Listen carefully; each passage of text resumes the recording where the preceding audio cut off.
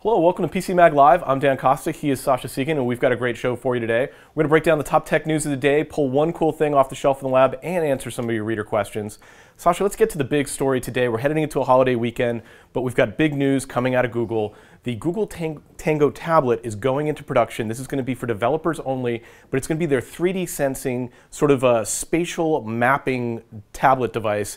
It's actually really cool technology. Yeah, it's interesting to see how this whole 3D depth sensing thing has been spreading throughout the industry. Like we saw it on the HTC One M8 phone, right? With the two lenses, one of which is especially for depth. So it's really a trend right now. And so Google is just taking this trendy technology, putting it on a tablet, and seeing whether it can be used, I think, to kind of extend Google Maps indoors to like every indoor space, right? That's the way to think. The way I think about it anyway is it take Google Street Maps, which maps outdoor locations, add 3D sensing to it, and then be able to map indoor interiors. So you walk through an environment, and the phone will sometimes passively, sometimes actively map the surroundings, where walls are, where furniture is, where, how tall the ceilings are, and create this sort of integrated mapping system. Google actually doesn't even really know what this is going to be used for. Everybody always throws out games, because games are always the first thing people think of when deploying new technologies, but they just want to build it, and they want to see what developers can make with it. Yeah, and Google has had an interest in alternate reality games, augmented reality, games before. Ingress was a big Googler project. Exactly. Google was really into that. It came preloaded on some of the Droid phones. So they definitely think about AR gaming within Google, at least, as a trend of the future. And so yeah, they're not putting much money where that idea is, but they're at least putting some.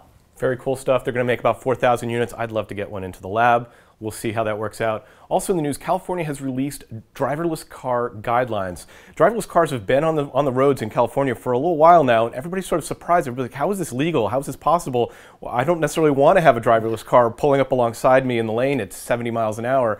But now California has issued some actual guidelines for manufacturers anyway, as far as how this is supposed to work. Yeah, these guidelines are for manufacturers and they're for people testing cars, but there are going to be consumer guidelines for licensing driverless cars coming out around January 1st of next year.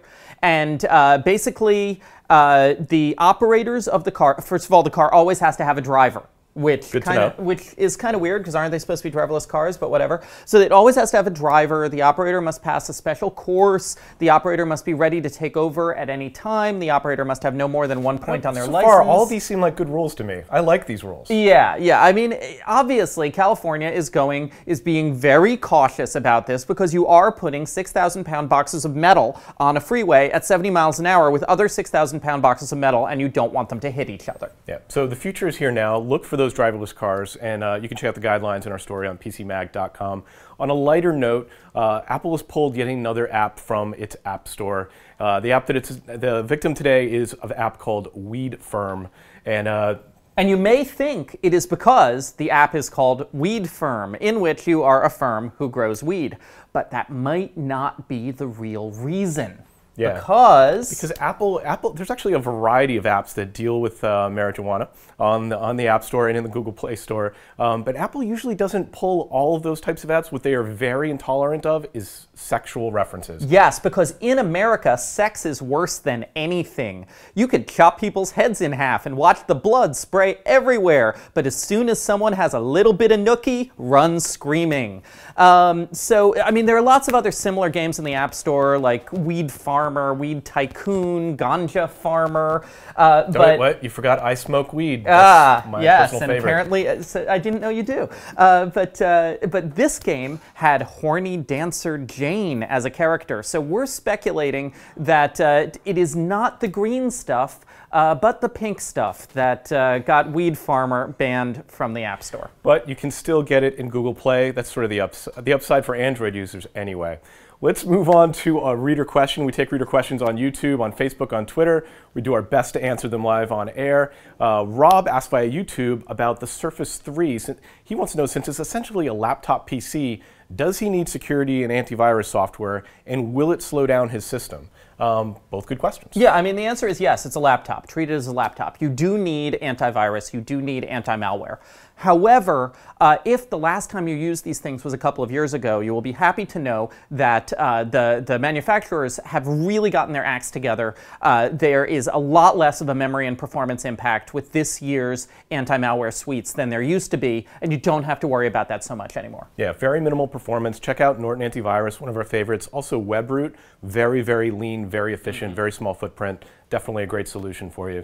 And now it's time for one cool thing. We test thousands of products here in our lab in New York City. Every day we take one thing off the shelf, and I bump into it, and show it to you live on camera. Today, that thing is... This is the Fuji Instax Share SP1. Why don't you hold this up? Show it up. Yeah, so this is a $200 portable pocket printer, and there's a trend of these things. There's a couple of them in the market, and what is great about them is that this one doesn't have ink cartridges. It's basically like an old Polaroid. It uses a special paper, which looks like Polaroid film, that you load in there. You buy cartridges of that from Fuji, and then you can tap your phone to it. It connects via NFC and Bluetooth and beams the photo over, and you have a little Polaroid of anything you've taken with your phone. It's a lot of fun. I have a similar printer at home, and I take it out when my kid is playing in the park, and she takes pictures of herself and her friends, and they trade them around like trading cards. And it's just a fun way to turn your smartphone photos physical. Yeah, very cool. One button reprint, so you can make multiple copies of the same one without having to go through and reconfigure it.